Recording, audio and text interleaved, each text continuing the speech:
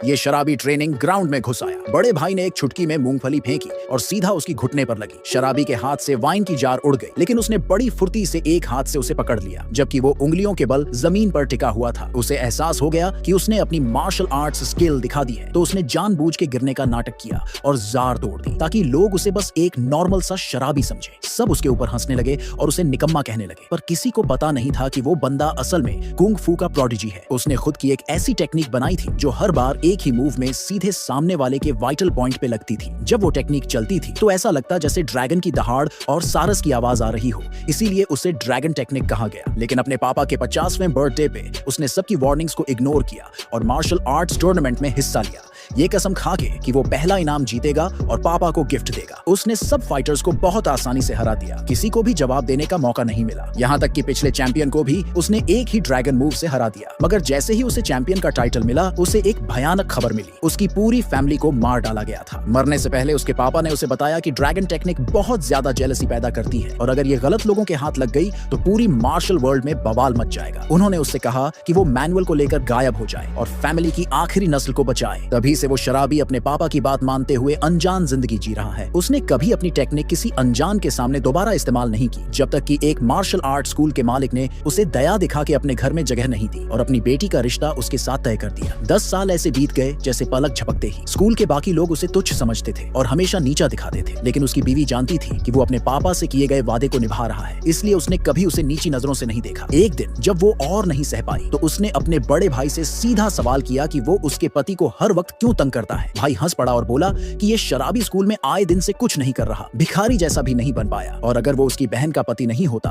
तो कब का उसे बाहर निकाल दिया गया होता। लेकिन उसकी बात पूरी होने से पहले ही स्कूल के मेन गेट पर जोरदार धमाका हुआ। वो दुश्मन आ गया था जो सालों से इस स्कूल को चुपचाप दबाव में रखे हुए था। सब कुछ इसलिए क्योंकि लड़की ने कभी उससे शादी करने से मना कर दिया था और उस शराबी को चुन लिया था। अब वो आया था सब कुछ छीनने जो भी उस फैमिली के पास था। ये सुनकर बड़ा भाई गुस्से में फट पड़ा और तुरंत चैलेंज एक्सेप्ट कर लिया। दुश्मन ने फिर 3 अगरबत्तियां निकाली और जमीन में गाड़ दी। बड़े घमंड से बोला कि जब तक ये पूरी जलेंगी तब तक वो स्कूल के हर एक मेंबर को हरा देगा। डिसिपल्स को ये इंसल्ट लगा और सबसे पहले ब्लैक कपड़ों में एक शिष्य आगे आया। बिना कुछ बोले उसने सामने वाले पर अटैक कर दिया। वहां मौजूद सब लोग उसकी हिम्मत देखकर एक्साइटेड हो गए और सोचने लगे